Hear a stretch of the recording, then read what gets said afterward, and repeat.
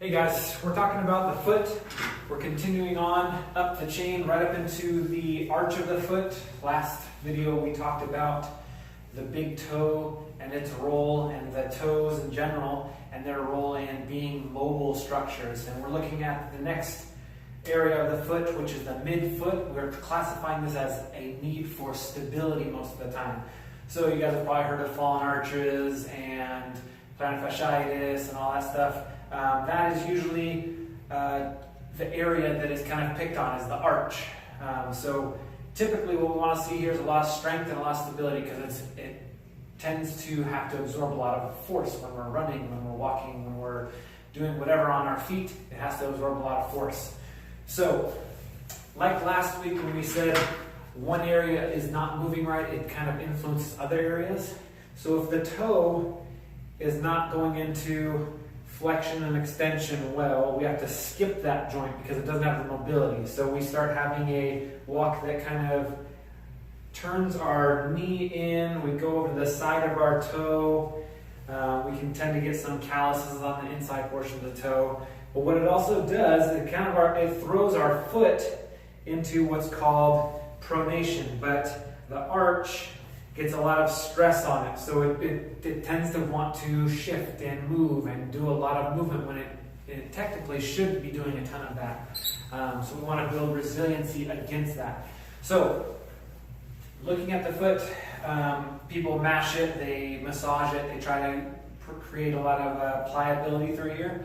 That's fine if that's the needed intervention.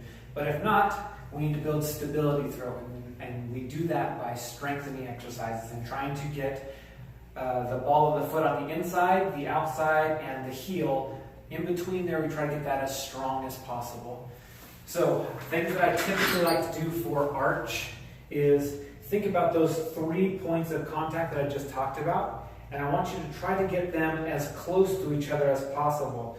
So usually that looks like your toes coming up off the ground, but this arch on the inside of the foot rising up almost off the ground, and you feel like you almost want to have some cramping sensation on the inside muscles of your foot.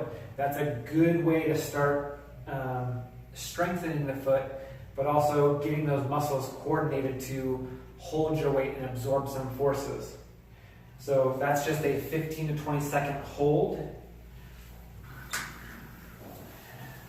I also like isolating just the foot and crunching my toes down and creating a lot of muscle tension on the inside arch of the foot, and holding there, hold, squeeze, 15 to 20 seconds. And then if it starts to cramp, then quickly just stretch the foot out and stretch the toes out. But that will really reinforce some of those muscles starting to fire there. But the point of this is I want you to understand how these chains of muscles and ligaments and tendons, they all work together. If my toe isn't working right, it's going to throw my foot into, like we said, that pronation. And then as we go up the rest of the chain, we'll just describe what it does to the ankle, what it does to the knee, what it does to the hip. So next week we're going to be looking at the ankle. Check it out.